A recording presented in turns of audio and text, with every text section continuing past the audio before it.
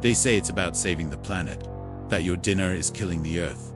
Cows, pigs, sheep, the villains of the story. The UN says livestock cause 14% of emissions, mostly methane. The headlines always remind you. Sounds huge, until you compare it to industry. Over 70% comes from industry, energy, transport. If this was truly the apocalypse they claim, wouldn't those be the first targets shut down? Instead, the smokestacks still burn every day. The factories still roar without slowing down, and the blame lands directly on your plate. Methane from cows is powerful, but short-lived.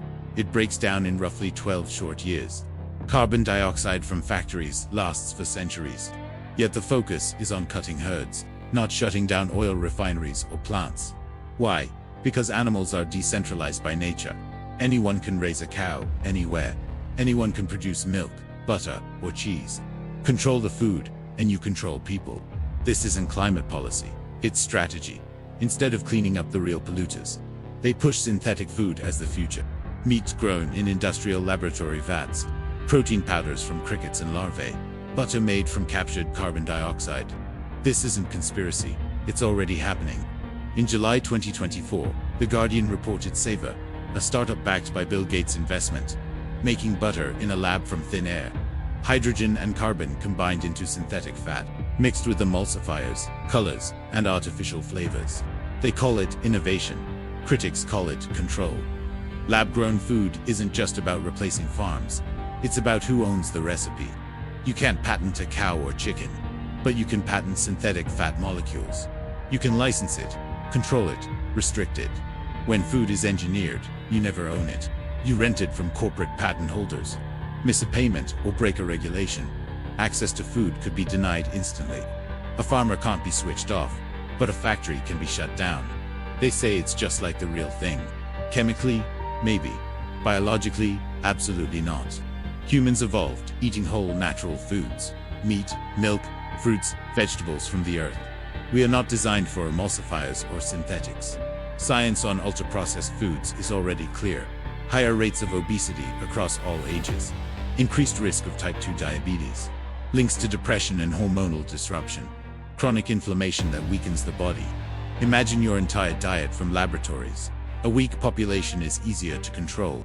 Across Europe, Canada, and parts of America, farmers are being pushed out for good. Stricter emissions caps on livestock operations. Taxes on methane from natural processes. Government buyouts to close farms forever. Sold to the public as climate policy. The result?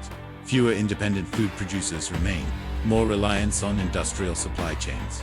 Once local food systems collapse completely, there is no going back to independence. Let's do the math without emotion. Remove all livestock tomorrow. Emissions drop 14%. Shut down fossil fuels, factories, and shipping. Over 70% of emissions gone overnight. So why aren't the big polluters stopped first? Because they keep the global economy running, and they are controlled by the same forces. Forces pushing the synthetic food transition forward. The burden shifts entirely onto you, never onto those running the system. It gets darker than just control of supply.